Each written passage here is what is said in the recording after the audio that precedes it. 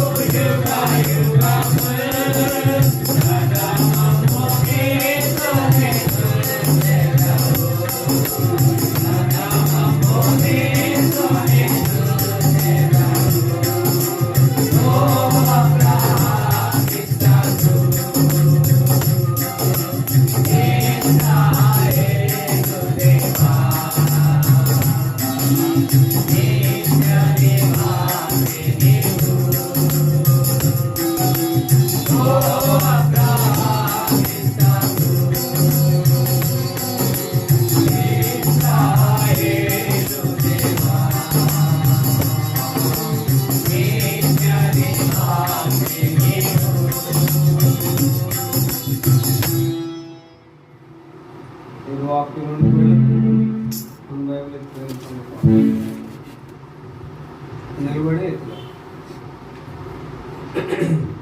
గ్రంథ వాగ్దానములన్నీ నావే, ప్రతి అధ్యాయం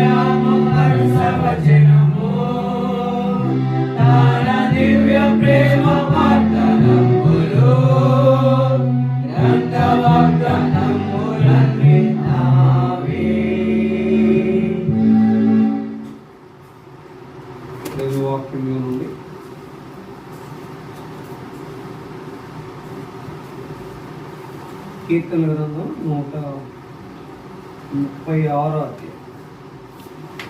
కీర్తన గ్రంథం 136.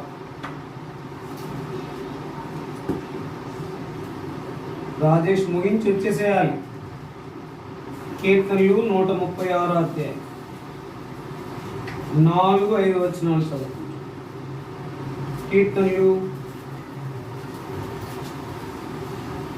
3-4-5 వచనాలు చదువు. కీర్తనలు 136 అధ్యాయము 3-4-5 వచనాలు అందరం కలిపి చదువుకుంటాం. ప్రభువునకు కృతజ్ఞతాస్తుతులు చెల్లించుడి, ఆయన కృప నిరంతరం ఉండును.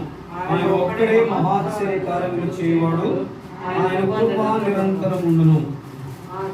తన జ్ఞానం చేత ఆయన ఆకాశమును కలుగు చేసెను, ఆయన కృప నిరంతరం ఉండును. లూకా సువార్త 1వ అధ్యాయం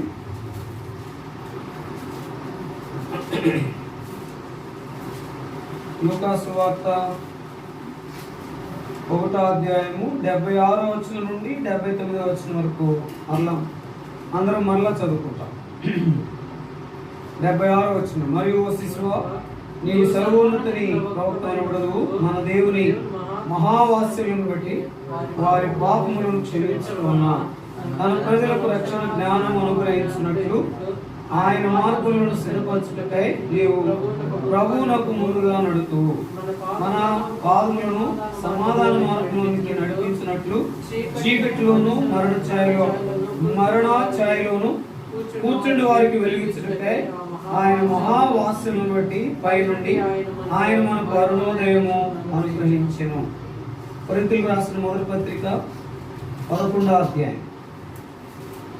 అపోస్తలుడైన పౌలు కొరింథీయులకు రాసిన మొదటి పత్రిక 11వ అధ్యాయము 31వ వచనం అందరం కలిపి చదువుకుంటాం. 11:31. అయితే మనమే విమర్శించుకునేలా తీర్పు పొందక పోదుము. అయితే మనలను మనమే విమర్శించుకొని ఎడల తీర్పు పొందక పోదుము. ప్రభు సహాయం కొరికే ప్రార్థన చేసుకుంటాం. ప్రేమ నమ్మకం కలిగిన మా ప్రియ పరువు తండ్రి, ఈ పాలన పొందనాలు స్తోత్రాలు చెల్లిస్తున్నా. ప్రభా మిమ్మల్ని ప్రభా ధర్మంలో చేరి ఆరాధించడానికి ఇచ్చిన ఆది కొరికే వందనాలు స్తోత్రాలు. ఆ భాగంలోనే నీ ప్రియబిడ్డలతో పాటు నేను కూడా ఒకరిగా ఆరాధించడానికి ప్రభా నా యొక్క కంటితో చేసినటువంటి నా దేహంతో చేసినటువంటి ప్రతి పాపాన్ని ప్రభా నాయన తీసివేయడం కొరకాయి. ప్రభా చీకటి నుండి వెలుగుగా చేసేదాని కొరకాయి. ప్రభా నా యొక్క దేహమంతటిని వెలుగుమయం చేసేదాని కొరకాయి. ప్రభా నాయన వెలుగుగా ప్రభు ఈ లోకానికి వచ్చి ప్రభా జన్మించిన మీ ప్రేమంతు కొరకే వందనాలు స్తోత్రాలు. ప్రభా నా ఎడల చూపించిన మీ యొక్క కనికరము, మీ యొక్క నాయన మహా వాత్సల్యాన్ని బట్టి వందనాలు స్తోత్రాలు చెల్లిస్తున్నా. ఆ భాగంలోనే మిమ్మల్ని ఆరాధించేదాని కొరకాయి ప్రభా నన్ను వెలుగుగా చేసి, పరిశుద్ధంగా చేసి, సంతోషభరితులుగా చేసి ప్రభా నాయన ఆత్మను అనుగ్రహించి ఆత్మపూర్ణంగా చేసిన మీ ప్రేమందు కొరకే వందనాలు స్తోత్రాలు చెల్లిస్తున్నా. ప్రభా నాయన ఒకప్పుడు భయంకరమైన స్థితిలో ఉన్నప్పుడు నా ప్రతి పాపాన్ని విడిపించి ప్రభా నీ కృపలో జ్ఞాపకం చేసుకుని నీ పరిశుద్ధమైన రక్తంలో ప్రభా ఆ కలవరి శిలువలో నా కొరకే శాపగ్రహంగా వేలాడి కార్చిన రక్తంలో నా ప్రతి పాపాన్ని కడిగినందుకు కొరకాయి. ఏమి చేసినా, ఏమిచ్చినా, ఏమి చెల్లించినా రుణస్థులను ఒప్పుకుంటున్నా. ప్రభా ఈ యొక్క ఆరాధన యేసు క్రీస్తు యొక్క పేరట మీ బంగారు పాదములకే సమర్పించుకుంటూ చదవన లేఖన భాగాల ద్వారా కొన్ని మాటలు అనుగ్రహించి ఆత్మతో ప్రభా సత్యముతో ఆరాధించిన అనుభూలో ప్రభా బలలో చేయడానికి సహాయపడుతున్నామని ప్రభా చదివిన లేఖన భాగాలు దీవెనకరంగా చేయమని. కీర్తన గ్రంథం 136 అధ్యాయము 3-4-5 వచనాలు. లూకా సువార్త 1వ అధ్యాయం 76వ వచనం 79వ వచనం వరకు అపోస్తలుడైన పౌలు ఆయన కొరింథీయులకు రాసిన మొదటి పత్రిక 11వ అధ్యాయం 31వ వచనం చదువుకుంటూ వచ్చినాం. కొన్ని మాటలు అనుగ్రహించి మీరే మహిమ ఘనత ప్రభావం పొంది ప్రభా ఆత్మతో సత్యముతో ఆరాధించిన అనుభూలో ప్రభా నాయన యోగ్యమైన రీతిలో బలలో చేయడానికి సహాయపడుతున్నామని, కొన్ని మాటలు మాతో మాట్లాడుతున్నామని, ఆయకు నన్ను జ్ఞాపకం చేసుకోమని, నన్ను నేను తగ్గించుకుని మిమ్మల్ని హెచ్చిస్తూ యేసుక్రీస్తు వారి శ్రేష్టమైన పరిశుద్ధమైన నామములో స్తుతించి ప్రార్థించి అడిగేంత బ్రతులాడి వేడుకుంటున్నాము తండ్రి, ఆమేన్. చదువుబడిన లేఖన భాగాలను దేవుడు మన కొరకై దీవెనకరంగా చేయంగా. బలవర్తమానం అంటే ఖచ్చితంగా ఏం చదివిస్తారు? ఎంత వర్తమానికుడైనా కొరింథీయులకు రాసిన మొదటి పత్రిక 11వ అధ్యాయము 23వ వచనం నుండి 31వ వచనం వరకు ఖచ్చితంగా గుర్తు చేసుకుంటాం. ఆ 23వ వచనం నుండి 31వ వచనం వరకు ఏంటంట, ఆయన యొక్క రొట్టెను ఆయన రక్తానికి సాదృశ్యం ఉన్నటువంటి మరి ద్రాక్షరసాన్ని మనం సేవించక ముందు మనం ఏం చేయాలంట, అయితే మనం పరీక్షించుకుని విమర్శించుకుని ఏమవుతామంట, తీర్పు పొందకపోదుము. విమర్శించుకుంటే తీర్పు లేదు, విమర్శించుకోకపోతే తీర్పు. చిన్న క్లూ ఏంటంటే, విమర్శించుకుంటే నేను ఎట్లా ఉన్నాను, విమర్శ ఏంటంటే నేను ఎట్లా ఉన్నాను అని వెంటనే నేను ఇట్లా ఉన్నానని చెప్పుకోవడం కాదు. దాన్ని ఏం చేయాలి, దాని నుండి బయటకు వచ్చి మనం ఏం చేయాలి, యోగుల నీతుల బలలో పాలు పంపులు ఉండాలి. అందుకని చదువుకుంటూ వచ్చాం మన జీవితంలో ఆయన చేసినటువంటి గొప్ప కార్యం. కీర్తనలు 136 అధ్యాయం 3వ వచనం జ్ఞాపకం చేసుకుంటే, ప్రభువునకు కృతజ్ఞతాస్తుతులు చెల్లించుడి, ఆయన కృప నిరంతరం ఉండును. ఆయన ఒక్కడే మహాశ్చర్యకార్యములు చేయవాడు, ఆయన కృప నిరంతరం ఉండును. ఆయన ఒక్కడే మహాశ్చర్యకార్యములు చేయవాడు. ఆయన కొరకు నిలిస్తే ఆయన మన పక్షాన్ని చేసేది ఏంటి, మహాశ్చర్యకార్యములు. ఎవరి పక్షాన్ని చేసేటప్పుడు ఎవరిని మనం చూసేము, ఆరాధనలు ఎవరు చూసేము, యోసేపును చూసేము. ఆ యోసేపు ఏ మాత్రం కూడా పాపం చేయడానికి ఏ మాత్రం ఒప్పుకోని కారణం చేత దేవుడు ఏం చేశాడు, తన కృపను ఆయన తోడుగా ఉంచి ఆయన వాత్సల్యతను చూపిస్తా వచ్చాడు. అందుకని చదివిన లూకా సువార్త 1వ అధ్యాయము 76వ వచనం 79వ వచనం వరకు చూస్తే, చీకటి మరణాచ్ఛాయ భయంకరమైనటువంటి ఆ పరిస్థితుల నుండి బయటికి తీసుకొచ్చిన దేవుడుగా. అందుకనే అక్కడ మనం జ్ఞాపకం చేసుకుంటే లూకా సువార్త 1వ అధ్యాయము 76వ వచనం 79వ వచనం వరకు చదువుకుంటే అక్కడ చివరి మాటలు అక్కడ ఏమున్నాయి, ఆయన మనను సిద్ధపరిచేదాని కొరకాయ, ఆయన మనలను సిద్ధపరిచేదాని కొరకు. సార్ కాబట్టి జ్ఞాపకం చేసుకుంటే మనలను సిద్ధపరిచేదాని కొరకాయ మార్గములను చదువు, ఆయన మార్గములను సిద్ధపరచుటకై, ఇక్కడ ఆయన మార్గములను సిద్ధపరచుట కొరకై. కాబట్టి నీవు ముందుగా అనేటటువంటి మాట. కాబట్టి ఆయన మార్గాల్ని సిద్ధపరిచినాడు. మనం నిజమైన అనుభవంలో ఉండాలని ఆయన కోరుతూ, ఆయన వాంఛించి ఈ లోకానికి వచ్చి మనం చీకట్లో ఉన్న మనలను, మరణ ఛాయలో ఉన్న మనలను జ్ఞాపకం చేసుకున్న ఆ ప్రేమను మనం చూస్తే, యోసేపు తన జీవితంలో జ్ఞాపకం చేసుకుంటే, ఆదికాండం 41వ అధ్యాయం 38వ వచనం మాట్లాడండి. ఆదికాండం 41వ అధ్యాయము 38వ వచనం. సేవకులను చూచి ఇతని వలె దేవుని ఆత్మగల మనుషుని ఇతని వలె దేవుని ఆత్మగల మనుషుని కనుగొనగలమా అని నేను మరియు దేవుడు తెలియపరిచిన గనుక నీవలే వివేక జ్ఞానములు గలవారెవరునూ లేరు. నీవలే వివేక జ్ఞానములు గలవారెవరునూ లేరు. దేవుడు నీకు తెలియపరిచిన గనుక నీవలే వివేక జ్ఞానములు కలిగిన వారు ఎవరు కూడా లేరు. నీ వంటి ఆత్మగల మనుషుడు లేడు, నీ వంటి వివేక జ్ఞానములు కలిగిన వాడు లేడు. అంటే దేవుడు ఎంత జ్ఞాపకం చేసుకున్నాడు అంటే, దేవుడు చీకటి పోగొట్టమే కాదు, మరణ స్థితిని తొలగించడం మాత్రమే కాదు, భయంకరమైనటువంటి విచారం అన్నదాన్ని తీసివేసి సంతోషముడు మాత్రమే కాదు, ఆత్మనుడు మాత్రమే కాదు, దేవుడు ఎంతగా జ్ఞాపకం చేసుకుంటాడో. అందుకని ఈ యొక్క బలవర్తమానం కొరకై మనం జ్ఞాపకం చేసుకుంటూ ఒక మాట చదువు. ఆదికాండం 37వ అధ్యాయం చదవండి అన్నమాట. ఆదికాండం 37వ అధ్యాయము 17-18 వచనాలు. ఈ స్థితిలోనికి రాకముందు మనం ఒకసారి జ్ఞాపకం చేసుకుంటే చూడండి. ఆదికాండం అందుకుని ఆ మనుషుడు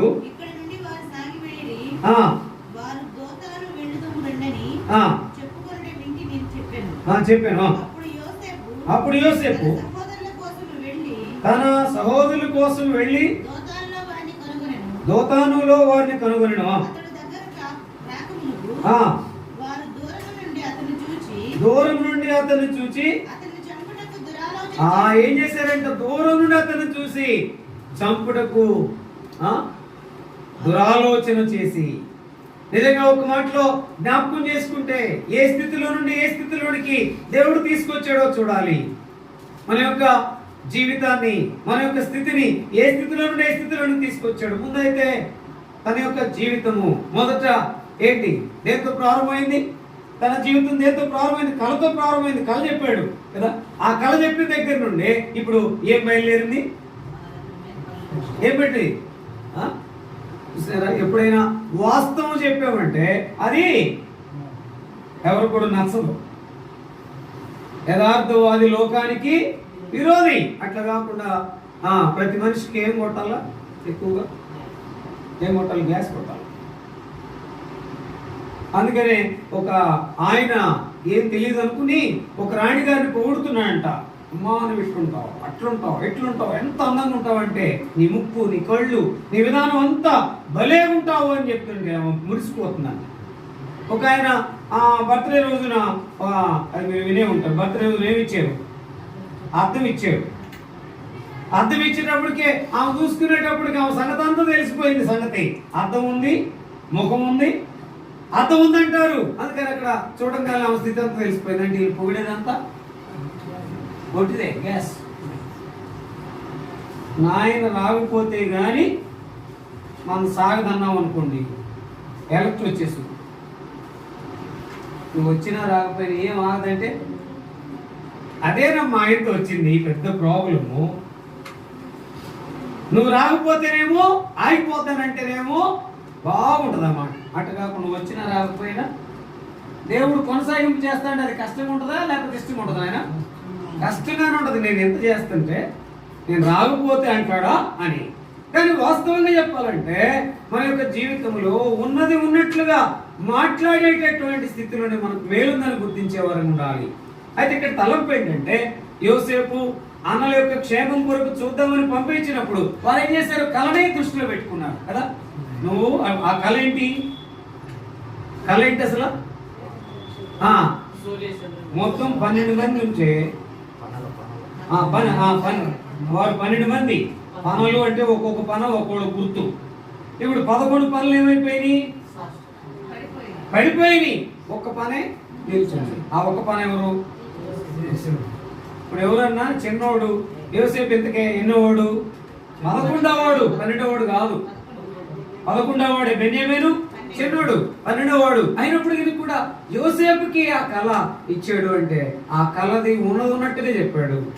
అనులారా నా పనేమో నిలబడిందంట, మీ పనేమో మీ పనులన్నీ పడిపోయినాయి అంట. అంటే పడిపోవటం అంటే ఏంటి? శాస్త్రాలు పడి నాకు నమస్కారం చేస్తున్నారు. అది ఆ మాటకు వచ్చినప్పటికే ఎవరికైనా కష్టమే. అందుకని వారు మొదటి కళ ద్వారా మొదటి నుండి ఆయన మీద పట్టినటువంటి అందుకని పగబట్టిని మరి పగబట్టిని మరింత పగబట్టింది. అంటే ఆయన యొక్క జీవితంలో ప్రారంభమే పగ. ఆ పగతో ప్రారంభించినటువంటి విధానం అంతా ఎక్కడికి వచ్చిందంటే చివరికి చూస్తాం మనం జ్ఞాపకం చేసుకుంటే ముందు అన్నల ద్వారా పగబట్టి ఏం చేస్తారు? దూరం నుండే చూసి ఎక్కడ వేసారు? గుంట్లో వేసారు. దాని తర్వాత గుంట్లో నుండి పైకి తీసారు. తర్వాత అమ్మేశారు. అసలు అమ్మితే గాని సంగతి అప్పుడు యోసేపు బయటికి రాలేదు. నేను అంటాను, గుంట్లో వేయకపోతే లేకపోతే అమ్మకపోతే అక్కడికి వెళ్ళి ఏంటి నమ్మకంగా ఉండకపోతే తన స్థితి అంతా బయటకు వచ్చేది. నువ్వు ఉన్న చోటే ఏం చేయాలా? నమ్మకంగా ఉంటే నిన్ను ఏ స్థితిలో దేవుడు ఉంచాలో ఆ స్థితిలో దేవుడు ఉంచుతాడు. అయితే ఇక్కడ ఈ యొక్క బలవర్తమానంలో జ్ఞాపకం చేసుకునేటువంటి మాట ఏంటంటే అక్కడ యోసేపుకి ఇప్పుడు మనం చూస్తూ వచ్చాము. అక్కడ ఆరాధన కొరకై కొన్ని మాటలు శ్రమ ఉన్నప్పటికీ కూడా తాడుకున్నప్పుడు దేవుడు నిజంగా జ్ఞాపకం చేసుకుంటాడు, ఆరాధించేటట్టుగా చేస్తాడు, సంతోషంగా ఉంచుతాడు.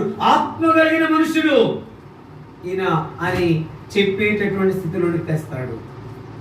అందుకని ఇక్కడ శ్రమ ప్రారంభమైంది గుర్తుపెట్టుకో. ఎన్నోసార్లు శ్రమ వచ్చినప్పుడు మనం ఏం చేసాము? ఎవరైనా మనల్ని ఉన్న పాటున ఒక్క మాట అన్నారు అనుకోండి, ఏమంటున్నాము? థ్యాంక్స్ అండి, దేవుడు మిమ్మల్ని దీవించిందా అంటామా? అంటామా? ఏమంటాము? ఎంత చేస్తుంటే నేను నన్ను అంటారనే మాట అంటాం వాస్తవంగా, లేకపోతే థ్యాంక్స్ అండి నాలో ఉన్నటువంటి బలహీనతలు అయితే నాకు కావాల్సిన మాట చెప్పారండి అనే వాళ్ళు ఎవరు ఉంటారా? ఉండరు. కాబట్టి ఇక్కడ నా జీవితంలో నిజమైనటువంటి పరీక్ష, ప్రశ్న, విమర్శ అనే దాంట్లోకి వచ్చామంటే చాలాసార్లు ఏదన్నా వచ్చినప్పుడు తట్టుకోలేని స్థితి, ఎవరైనా ఏదైనా అన్నప్పుడు మౌనంగా ఉండలేని స్థితి, ఎవరైనా ఏదైనా చేసినప్పుడు నేను ఇంకా వాళ్ళకి ఎక్కువే చేయాలి సమయం చూసి అనుకునే స్థితి కంటే కూడా మనము దాన్ని ప్రక్కన పెట్టేవారంగా మనం ఉన్నాము. ఇక్కడ అన్నల ద్వారా పగ ఉంది. చూడండి ఒక మాట, ఆ మాట మనం జ్ఞాపకం చేసుకుంటే చూడండి, దేవుల్లో ఉన్నటువంటి ఆ గొప్ప ప్రణాళిక, ఆయన యొక్క కృప, కనికరము, ఆయన వాత్సల్యత, ఆయన దయ, ఆయన ఒక్కడే చేసే గొప్ప ఆశ్చర్యం ఎట్లుంటుందంటే ముందేమో శ్రమలోకి తీసుకువెళ్తాడు, తర్వాత ఆశీర్వాదం ఇస్తాడు. శ్రమ లేకుండా ఏం లేదు, ఆశీర్వాదం లేదు. శ్రమ లేకుండా ఏం లేదు, కిరీటం లేదు. శ్రమ లేకుండా బహుమానం లేదు. శ్రమ లేకుండా ఫలితము ఉండదు. అందుకని చాలాసార్లు ఏమడతారు, ఒక మాట వాడతారు సామెత, లేకపోతే అందరూ నానుడిగా మాట్లాడతారు, కష్టే ఫలి. అంటే కష్టపడితే మనం ఫలితాన్ని చూడవచ్చు. ఆ కష్టపడినప్పుడు మనం ఏం చేయొచ్చు, సుఖాన్ని అనుభవించవచ్చు. చాలా మంది టీచర్స్ చెప్తారు వాళ్ళకి బాగాను, సుశీలం లాంటి వాళ్ళు ఇంకా బాగా చెప్తారు, రే ఇప్పుడు కష్టపడ్డావంటే రేపు ఖచ్చితంగా సుఖపడతావు, గుడ్ జాబ్, రేపు మంచి ఉద్యోగం వస్తే ఇప్పుడు కష్టపడు, మంచి మార్కులు తెచ్చుకోమని చెప్తారు. అందుకని ఇప్పుడు కష్టపడు, తర్వాత సుఖపడతావు. కానీ మనకేంటి, ఒక్కసారి ఏం రావాలో, ఒక ఆమె అడుగుతుందంటే ఏంటంటే, అన్నయ్య ఒక్కడే కొడుకు అయితే ఏం చేయాలి, 10th క్లాస్ అన్నయ్య అయితే అంటున్నాడంట ఆయన. అయితే వాడికి బాగాలేదు అన్నయ్య, వాడికి ఏం కాలేదు, బాగాలేదు అన్నయ్య, అయినా కానీ ఎగ్జామ్స్ రాస్తే మంచి మార్కులే కాదు, ఫస్ట్ క్లాసే కాదు, టాప్ 10లో ఒకటిగా ఉండాలన్నయ్య, డాక్టర్ చేయాలని ఆశ ఉందన్నయ్య. 10th క్లాస్ పాస్ అవ్వాలి, ఇంటర్మీడియట్ అవ్వాలి, డాక్టర్ సీట్ కూడా రావాలన్నయ్య. కానీ వాడి బాగా రాయలేదంటే అన్నయ్య. ఏమన్నా అర్థం ఉందండి? చాలాసార్లు ఒక్కసారి ఆశీర్వాదం వచ్చేసేయాలి మనకి. మనం ఎట్టున్నా ఆశీర్వాదం మాత్రం కావాలి. అందుకని త్వరగా మాట్లాడేది ఎవరిని? దేవుణ్ణి. ఆరోగ్యం లేకపోతే దేవుణ్ణి, ఏమి ఇవ్వకపోతే దేవుణ్ణి, సరైనటువంటి అనుకూలం చూపకపోతే దేవుణ్ణి, పోషించకపోతే దేవుణ్ణి. అయితే ఆ దేవుని ముందు నేను ఎట్లుంటున్నా అనేటటువంటి సంగతి నేనేం చేయాలా? పరీక్షించుకోవాలి, ప్రశ్నించుకోవాలా, దాని తర్వాత విమర్శించుకోవాలా. అందుకని అక్కడ మొట్టమొదటి అన్నల ద్వారా వచ్చిన శ్రమలో నిలబడ్డాడు. ఎంతగానో హేళన చేశారు, వారు కళ్ళగానే వాడు వస్తున్నాడు అని అన్నారు. దాని తర్వాత తీసి గుంటలో వేసారు, తర్వాత పైకి తీసారు, అమ్మారు. ఆ మిద్యానీయులకి అమ్మితే వాళ్ళు ఎవరికి అమ్మారు? ఐగుప్తులకి అమ్మారు. ఐగుప్తులో గాని అసలు సంగతి తెలిసిపోయింది. కాబట్టి మనం లోకంలో జీవిస్తున్నాం కానీ లోకంలో ప్రత్యేకంగా ఉండాలి, లోకంలో కలిసిపోకూడదు. లోకంలో ఉన్నతంగా కనబడాలంటే ఆయన యొక్క ప్రేమను పొందుకున్నా, ఆ వెలుగును పొందుకున్నా, ఆ సంతోషాన్ని పొందుకున్నా, ఆ గొప్ప ఆత్మను పొందుకున్న వారంగా కనబడాలంటే నిజంగా మన జీవితంలో. అందుకని చదవండి, ఆదికాండం 37వ అధ్యాయం 18వ వచనం ఒక మాట చదవండి. ఆదికాండం 37వ అధ్యాయం 18వ వచనం. అతడు దగ్గరకు రాకమునుపు వారు దూరం నుండి అతన్ని చూచి అతని చంపుటకు దురాలోచన చేసిరి. వారు ఇదిగో ఈ కళ్ళ కనువాడు వచ్చుచున్నాడు, ఈయన చంపి ఇక్కడ నుండి ఒక గుంటలో పారవేసి దుష్టమృగము వీడిని తినివేసినని చెప్పుదము. అప్పుడు వీడి కళ ఏమోగునో చూద్దాం రండి, ఒకరితో ఒకడు మాట్లాడుకుని. కాబట్టి కళ ఏమోగునో అని చూద్దాం రండి అనేవారు అప్పుడే గారు ఇప్పుడు కూడా ఉన్నారు. ఎలాంటి క్లిష్టమైన పరిస్థితుల్లో కూడా మనము ఖచ్చితంగా వారముడికి జరిపించాలి, లేకపోతే ఆరాధన జరిపించాలని అనుకునేటప్పుడు ఎట్లా చేస్తారో వీళ్ళు, ఎట్లా చేస్తాడో సేవకులు అనుకునే వాళ్ళు లేరంటారా? కాబట్టి మన జీవితంలో ఆ దినాన వచ్చినటువంటి యోసేపుకు వచ్చినటువంటి అనుభవం ఈ దినాన మనకు రావచ్చు. కొన్నిసార్లు వీళ్ళు కలగన్నారు అనేవాళ్ళు లేరా? విమర్శించేవాళ్ళు లేరా? బాధ పెట్టేవాళ్ళు లేరా? ఉన్నారు. అయినప్పటికీ కూడా ఆయన వైపు మనం చూసామంటే దేవుడు జ్ఞాపకం చేసుకుంటాడు. అందుకనే ఆ యెహోవా అతనికి ఏమున్నాడంటే తోడుగా ఉన్నాడు అనే మాట కూడా మనం చూస్తాం. కాబట్టి మన జీవితంలో ఇక్కడ పరీక్షించుకోవాల్సిందంటే ఎలాంటి క్లిష్టమైన పరిస్థితులు వచ్చినా ఆయన కొరకు నిలబడ్డావంటే చాలు, ఆయన ఇచ్చిన వాగ్దానంలో నువ్వు ఉన్నావంటే చాలు, ఎదురు చూసావంటే చాలు, ఆయన కొరకే సాక్షాత్తం ఉన్నావంటే చాలు, దేవుడు ఒక దినాన్ని తప్పకుండా జ్ఞాపకం చేసుకుంటాడు, తప్పకుండా ఆశీర్వదిస్తాడు, తప్పకుండా ఉన్నతమైన స్థితిలో ఉంచుతాడు, తప్పకుండా నిన్ను ఎవరైతే అన్నారో వాళ్ళ నీ దగ్గరికి తెస్తాడు. ఇదంతా మనకు తెలిసిందే. ఏమైపోయింది? జ్ఞాపకం చేసుకుంటా అక్కడ నిలిచాడు. తర్వాత అమ్మబడిన తర్వాత కూడా అక్కడ ఎవరు ప్రేరేపించారు? ఇది నా మాట, ఈ దేవుడు నాకు ఇచ్చిన ప్రేరేపణ. యవనస్తులకే కాదు, మనందరికి కూడా ప్రేరేపణ ఉంటుంది. పాపం చేయమని ప్రేరేపించబడే అనుభవం ఉంటుంది ఖచ్చితంగా.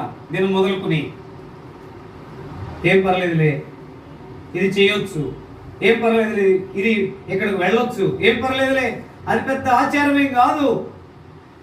ఆచారం కొరకు, మన అలవాట్లు నెరవేరేదాని కొరకు, మన కంటి నింపుదల కొరకు, మన కన్నును కాపాడుకోకుండా అనేకమైన సార్లు తక్కువ స్థితిలో మనం ఉన్నాం. అందుకనే కన్నును కాపాడుకున్న యోసేపు, ఎందుకంటే ఆ కంటి ఎదురు కనబడుతుంది ఏమని ఎవరు నాతో శయనించమని, తప్పు చేయమని అంటే ఇటువంటి దుష్కార్యము చేసి నా తండ్రికి ఏం చేయలేను, పాపాన్ని కట్టుకోలేను చేసి. అబ్బా ఎంత మంచి మాట. మనందరికీ ఇది ఎంత అవసరం. అయోగ్యంగా పాలు పంపులు పొంది నేను పాపం చేయలేను, యోగ్యంగా పాలు పంపులు పొందుతా, పరిశుద్ధంగా పాలు పంపులు పొందుతా. దాని తర్వాత నా యొక్క జీవితంలో దేవుడు ఉన్నతమైన స్థితిలోనికి తెచ్చాడు. రానునాలో ఆయన ఒక్కడే మహాశ్చర్య కార్యములు నా కొరకు చేస్తాడు, చేసి చూపిస్తాడు. దాని గురించి నిల్చున్నామంటే ఖచ్చితంగా మహాశ్చర్య కార్యాన్ని మనం ఏం చేయొచ్చు, చూడొచ్చు, చూసే అనుభవంలో ఉంచుతాడు అనేది మనం జ్ఞాపకం చేసుకోవాలి. అందుకనే నేను సమయం అవుతుంది కాబట్టి మీకు ముందుకు వెళ్తున్నా జ్ఞాపకం చేసుకుంటే అక్కడ ఏమైంది? అన్నలు పగ తప్పిపోయింది. దాని తర్వాత తమ్మినటువంటి స్థితిలోనికి, దాని తర్వాత ఆ యొక్క తన యజమానుడి భార్య ఎవరమ్మా,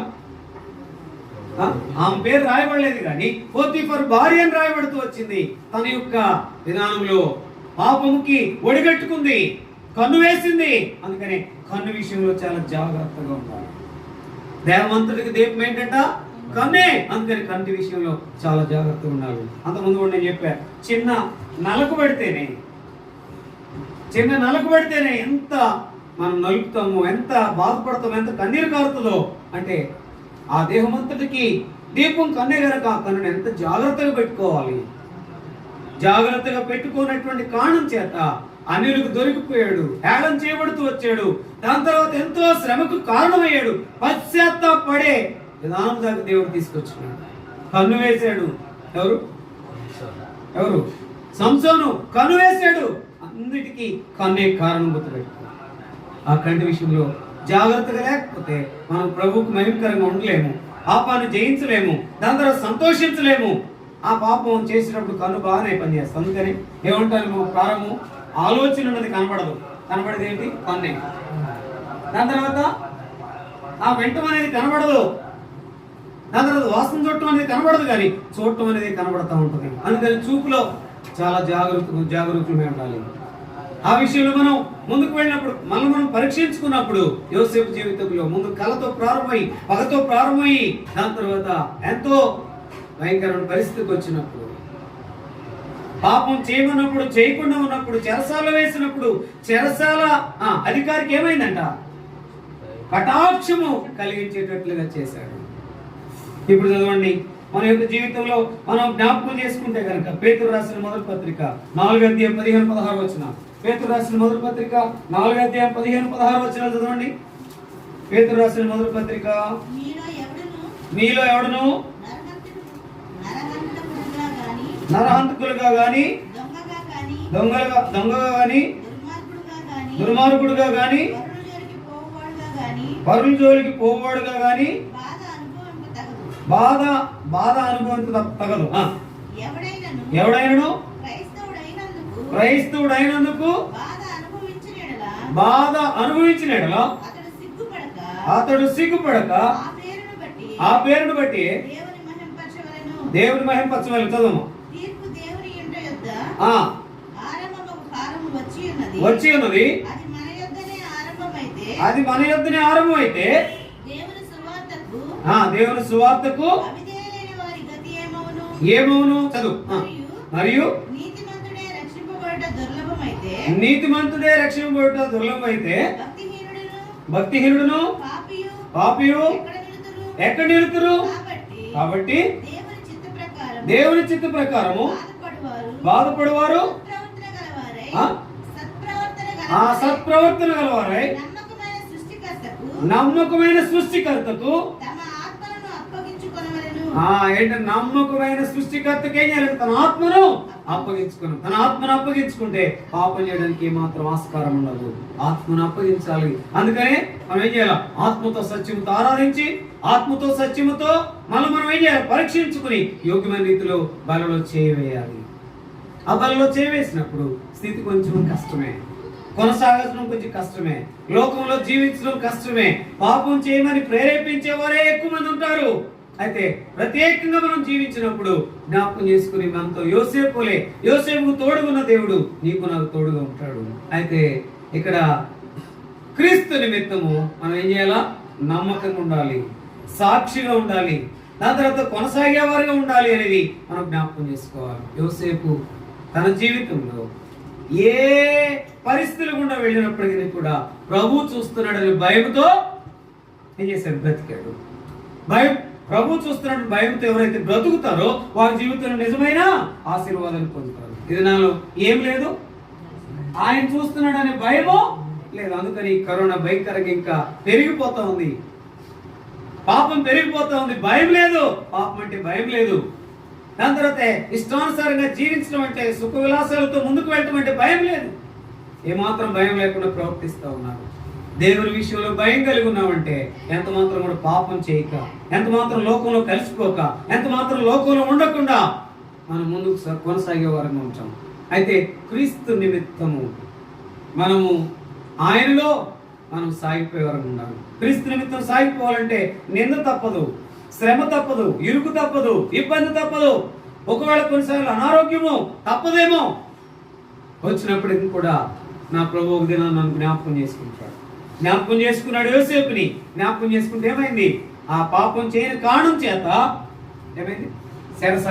చెరసాలలో ఆయన కటాక్షం. తర్వాత బయటకు వచ్చిన తర్వాత ఇప్పుడేమయ్యాడు? ఘనత. ఎంత ఘనత అంటే నిజంగా ఇప్పుడు దేవుడు ఆత్మ కలిగిన వాడు కనుక ఏం చేశాడు? ముందుగానే ఆయన ఐగుప్తులు ఏం చేశాడు? ధాన్యాన్ని నిల్వ చేశాడు. ఆ ధాన్యం నిల్వ చేసిన వల్ల ధాన్యాన్ని కొనడానికి ఎవరు వచ్చారు? తన సహోదరులు 10 మంది వచ్చారు, బెన్యామీను తప్ప. వచ్చినప్పుడు తమ్ముడు గుర్తుపట్టాడు, కానీ ఆ తమ్ముడిని అన్నలు గుర్తుపట్టలేదు. ఇప్పుడు వాళ్ళందరూ చేంజ్ చేశారు, శాస్త్రాన్ని పడ్డారు. కళ నెరవేరిందా? వాగ్దానం చేసిన వాడు ఏంటి? నమ్మదగిన వాడు, ఆయన నెరవేర్చేవాడు. జ్ఞాపకం చేసుకోవాలి. నీ జీవితంలో ఎంత మాత్రం కూడా త్రుటిలో తప్పిపోకుండా, శ్రమలో తప్పిపోకుండా, లేకపోతే మాటల్లో లేకపోతే కంటి విషయంలో తప్పిపోయినటువంటి స్థితిలో లేకుండా ఉన్నామంటే, ఆయన వైపే చూసామంటే, ఆయనకే భయపడ్డామంటే ఒక దినాన ఉన్నతమైన స్థితి. చూడండి, ఒక మాట మనం చదువుకున్నాం. ఆదికాండం 37వ అధ్యాయము 2వ వచనం ఒక మాట చూడండి. ఆదికాండం 37వ అధ్యాయం 2వ వచనం చదవండి.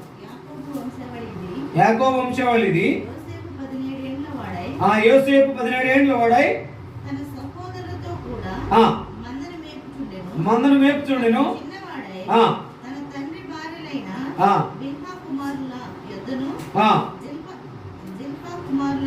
యొద్దను ఉండెను. అప్పుడు యోసేపు ఏంటంట? అప్పుడు యోసేపు అసలు ఏంటంట? వారి యొక్క చెడుతనం గురించినటువంటి సమాచారం. అంటే మొట్టమొదటి నుండి తనకి ఏమి ఇష్టం ఉండదు అనమాట? చెడుతనం అనేది ఇష్టం ఉండదు. దేవుడు పెట్టలేని వారిలో ఏముండకూడదు? చెడుతనం ఉండకూడదు. అక్కడ వాళ్ళు పాల్గొని పొందడానికి సిద్ధంగా ఉన్నామేమో. మనలో ఎంత మాత్రం కూడా చెడుతనం అనేది ఉండటానికి వీల్లేదు. చెడుతనం అంటే ఆయనకి అయిష్టమైంది. ఇష్టం లేదే చెడుతనం. గుర్తుపెట్టుకో, ఆయనకి ఇష్టం లేనిది ఏంటో మనం జ్ఞాపకం చేసుకోవాలి. లోకంలో కలిసిపోవడం ఎంత మాత్రం కూడా ఆయనకి ఇష్టమో లేదు. అందరిలాగా రక్షించబడిన వారు జీవించడం అనేది ఎంత మాత్రం కూడా ఆయనకి ఏ మాత్రం కూడా ఇష్టం ఉండదు. కాబట్టి చెడుతనంలోనికి లేకుండా చూసుకోవాలి. యోసేపు మొట్టమొదటి నుండి చెడుతనమును ఆయన సమాచారం ఇచ్చేవాడు. దాని తర్వాత చెడుతనం లేకుండా ప్రభువు మీద ఆధారపడిన వాడుగా, దాని తర్వాత ప్రభు కొరకు జీవించిన వాడిగా మనం చూస్తాం. యోసేపు అంటే మన జీవితంలో నేర్చుకోవాల్సింది చెడుతనం అనేది సమాచారం ఇచ్చేవాడిగా ఉన్నాడు. అంచెలంచెలుగా ఎలాంటి స్థితిలో ఉన్నటువంటి అనుభవాన్ని ఏ స్థితిలోనికి తెచ్చాడో గుర్తు చేసుకోవాలి. ఆ స్థితిలోనికి తెచ్చిన అనుభవాన్ని గుర్తు చేసుకుంటే దేవుడు ఎంత మాత్రం కూడా మనల్ని విడిచిపెట్టాడు. నా తలంపు ఏంటంటే ఆయన ఒకడు ఆశ్చర్యకార్యములు మహాశ్చర్యకార్యములు చేసే దేవుడు. ఇప్పుడు అంత స్థితిలోనికి తెచ్చాడు. చూడండి, అంత మాత్రం చెడుతనాన్ని ఆయన ఏం చేయలేదు, ఇష్టపడలేదు. చూడండి, ఆదికాండం 37:28 వచ్చినాం. అందుకనే అందరూ ఏం చేశారంటే 21, 37, 27 చదవండి. రూబేను ఆ మాట విని మనం వారిని చంపరాదని చెప్పి వారి చేతులలో పడకుండా అతన్ని విడిపించాను. 28 వచ్చిన 37, 28. విద్యామీనులైన వర్తకులు ఆ మీదుగా వెళుచుండగా వారు ఆ గుంటలో నుండి యోసేపును పైకి తీసి ఆ ఇస్మాయేలీలకు 20 తులములైన వెండికి అతన్ని అమ్మివేసిరి. తర్వాత 36 వచ్చిన విద్యామీనులు ఐగుప్తునకు అతను తీసుకొని పోయి ఫరో యొక్క ఉద్యోగస్తుడును రాజ్య సంరక్షక సేనాధిపతి అయిన పొతీఫరునకు అతన్ని అమ్మివేసిరి. అంటే ముందు పడవేసినము, అమ్మివేసినము. దాని తర్వాత నిజంగా ఆ యొక్క స్థితిలోనికి వచ్చినప్పుడు తర్వాత ఏం చేశాడు? 39, 1-5 వచ్చిన చదువుకోండి. ఇంటి మీద అధికారిగా చేశాడు. అధికారిగా చేసిన అనుభవంలో ఆ యొక్క పోతీఫరు భార్యకు ఆశ పుట్టింది. పాపం చేయమని కోరుతూ వచ్చింది. ఏమాత్రం కూడా పాపం చేయక దూరంగా పారిపోయినప్పుడు ఆయన యొక్క పై వస్త్రము మిగిలిపోయినప్పుడు చెరసాల పాలయ్యాడు. చెరసాలలో నమ్మకంగా 2 సంవత్సరాలు ఉన్నప్పుడు 2 సంవత్సరాల తర్వాత చెరసాల అధికారికి ఏం పుట్టిందంట? కటాక్షం పుట్టింది. అది అయిపోయిన తర్వాత తను ఏం చేశాడు? ఐగుప్తులు ఎలాగున్నాడు? ఐగుప్తులు ఎలాగున్నాడు?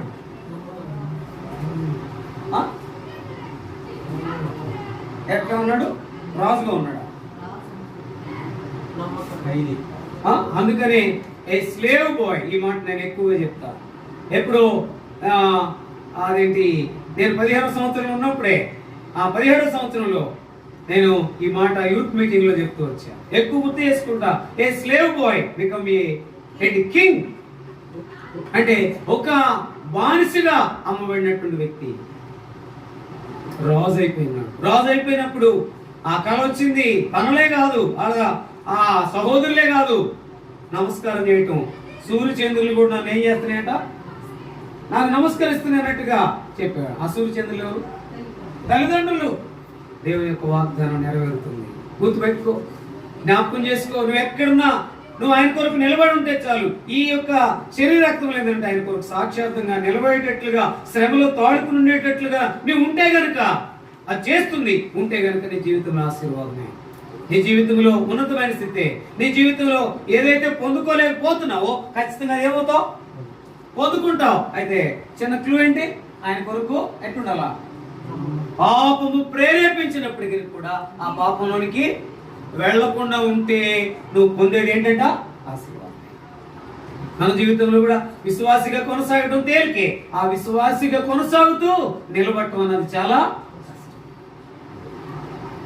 వారు ఆదివారం విశ్వాసులు కాదు, వారు నిత్య విశ్వాసులు అని చెప్పుకునే జాబితాలో మనం ఉండాలి. అలా ఉండాలంటే కొంత క్రయం చెల్లించాలి. ఆ క్రయం చెల్లించే భాగంలో నిలబడాలి. ఎలాంటి క్లిష్టమైన పరిస్థితులు కూడా. చివరిగా ఈ మాట చదువుకుని మనం బలలో ప్రవేశిస్తాం. చూడండి ఒక మాట. ఆ మాట మనం జ్ఞాపకం చేసుకుంటే ఆ విధానంలోకి వచ్చినప్పుడు దేవుడు తప్పకుండా జ్ఞాపకం చేసుకుంటాడు. ఫిలిప్పీల పేతురు రాసిన మొదటి పత్రిక 4:17 వచ్చిన 4:17 వచ్చిన చదవండి. 4వ అధ్యాయం 17వ వచనం. ఆ ఇంటి యొక్క ఆరంభ కాలం వచ్చింది. అది మన యొద్దనే ఆరంభమవుతుంది. దేవుని ఇంటి యొద్ద ప్రారంభమవుతుంది తీర్పు. గుర్తుపెట్టుకో. అందుకని ఎట్లా పెడతా బలపై ఉంచబడిన ఆయన శరీరానికి సాదృశ్యంగా రొట్టెలో ఆయన రక్తానికి సాదృశ్యంగా రసములు ఎలా పెడతా అలాగ పాలు పంపులు పొందవద్దు. ఎలాంటి శ్రమ వచ్చినా యోసేపు తాడుకున్నట్లుగా నిలబడినట్లుగా ప్రభువులో నిలిచినట్లుగా ఉంటే ఆశీర్వాదం అంతా ఎంత కాదు. ఆ బల్ల చుట్టూ వారు ఏం చేశారంట. అందుకని యోసేపు ఏం చేశాడు, వారు ధాన్యాన్ని ఇచ్చి వారు తెచ్చిన రోకాలు కూడా దానిలో కుక్కి పెట్టించేటట్టుగా చేశాడు అనమాట, పెట్టేటట్టుగా చేశాడు. తర్వాత వాళ్ళు చూస్తే భయపడుతూ వచ్చారు. దాని తర్వాత మళ్ళా వచ్చినప్పుడు ఆ నిజ స్థితి అంతా చెప్పి ఎంతో ఒకరి మీద ఒకరు పడి ఏడ్చిన అనుభవం. యోసేపు ఏం చేశాడంట, అన్నల మీద పడి ఏడ్చినటువంటి అనుభవం. దాని తర్వాత ఇప్పుడు ఇంతగా తల్లిదండ్రులు చూశాడో చూడలేదా? తండ్రిని చూశాడు, తల్లిని. అంటే అక్కడ సాష్టాంగపడేటటువంటి అనుభవం. అంటే నెరవేర్చాడు. తండ్రిని చూశాడు, ఎంతో ఏడ్చినటువంటి స్థితి. నేను ముగింపులో చెప్పేది ఏంటంటే, నువ్వు ఎలాగున్నావు ఒకసారి చూసుకుంటే, నేను ఎలాగున్నానో చూసుకుంటే నీ దగ్గరే ఏంటి, నా దగ్గరే ఉన్నటువంటి గొప్ప ఏంటి ధైర్యం ఏంటంటే, నా ప్రభువులో నేను సరిగా ఉన్నాను, అందుకని యోగ్యమైన రీతిలో బలలో పాలు పంపుకుంటున్నాను. నా ప్రభు నాకు కావాల్సినంత ఇచ్చి తీరుతాడు. ఆ ఇచ్చేదంతా ఉన్నతమైంది. ఆయన ఒక్కడే మహాశ్చర్య కార్యములు చేయవాడు. ఎందుకంటే నా చీకటిని, నా మరణమును నుండి తప్పించి ఈ స్థితిలో నన్ను ఉంచాడు. అతను వంటి ఆత్మ కలిగిన వాడు, అతను వంటి మనుషుడు లేడనేటటువంటి సాక్ష్యం ఆయనకే కాదు నీకు నాకు కూడా ఇవ్వగలడు అని. ఆ ఇవ్వగలిగేటటువంటి దేవుని దగ్గరికి వచ్చి మనం పరీక్షించుకుని యోగ్యమైన రీతిలో వాళ్ళు పాలు పంపులు పొందడానికి మనం ఒకసారి చెక్ చేసుకున్నాం. నేను నా యొక్క విశ్వాస జీవితంలో ఎలాంటి పరిస్థితుల్లో కూడా ఆయనకు మహిమకరంగా నిలబడ్డానా లేదా? దాని తర్వాత ఒకవేళ ఏదైనా ఏ పరిస్థితుల్లో అయినా, కంటితోనైనా లేకపోతే నా యొక్క దేహంతోనైనా లేకపోతే నా అవయవాలతోనైనా ఏమైనా పాపం చేసేనా అని చేస్తే నాది నాకు తెలుస్తుంది, నీకు తెలుస్తుంది. ఒకసారి పరీక్షించుకుని నన్ను క్షమించు అనే అనుగుణానికి వచ్చి విమర్శించుకుని నిజమైన అనుగులు పాలు పంపులు పొందినాడు. అందుకని మనమే విమర్శించుకుని తీర్పు పొందక పోదు. మనం విమర్శించుకుని ఆ రీతిగా పాలు పంపులు పొందడానికి ప్రియ ప్రభువారు మనకు సహాయం చేయనుగా.